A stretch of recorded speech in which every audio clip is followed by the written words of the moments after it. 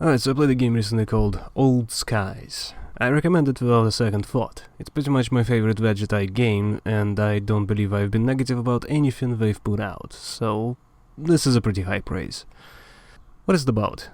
Welcome to Chronozen. In this great timeline of ours, you and you alone have the power to change the past. With only a few modest payments, our clients are able to do anything they ask for. Visit the Victorian era, get in brawls during Prohibition, save their loved ones during great tragedies, punch cops. Anything is possible at Chronozen, you just have to ask. What did I enjoy? There's this thing about the way Dave Gilbert delivers the story what really speaks to me. I'm naturally always drifting toward darker thoughts, let's say, and Dave is like a most socially acceptable version of that. While his stories are depressing, there is always this glimmer of hope to it. I think the best way to show it would be to tell everyone to play through the entirety of Blackwell games. Bundle is often on discount, and I do believe it very much is worth the time. Obviously it's a lazy way to describe it, so I'll just say instead what Old Skies doesn't break that tradition.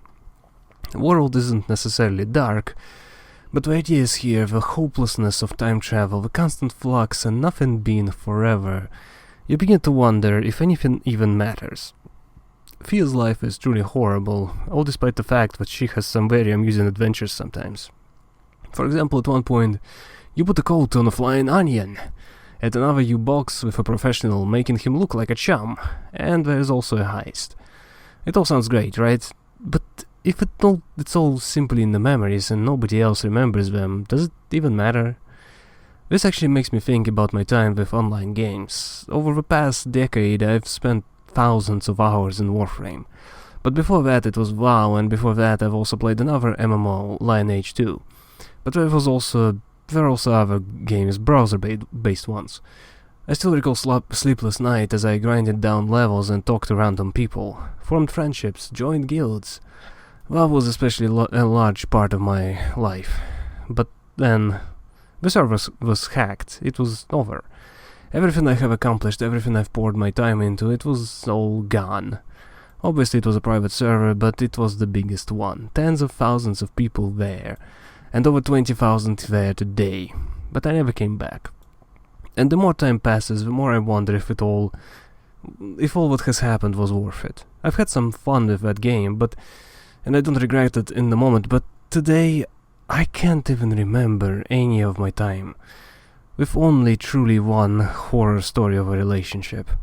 It's silly, I know, but it's a connection I have made, and I've imagined what it would be like if everything in life was like that.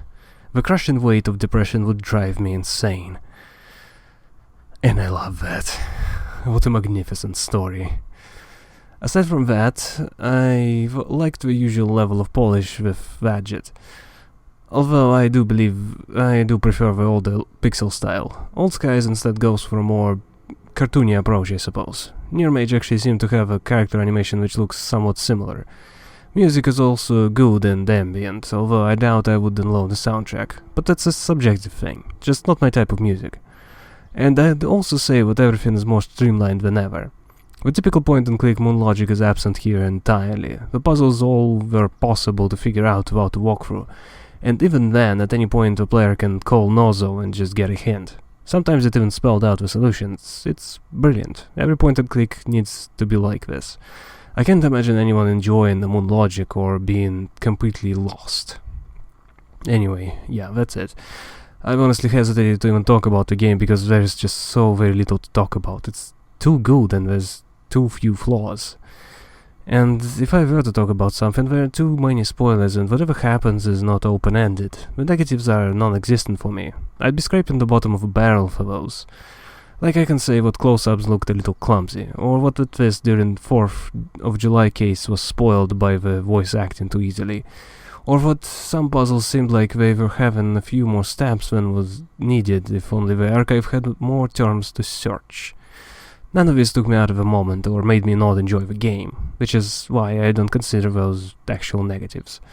I suppose one thing I didn't mention is the commentary track. It's wonderful. I wish more games offered those.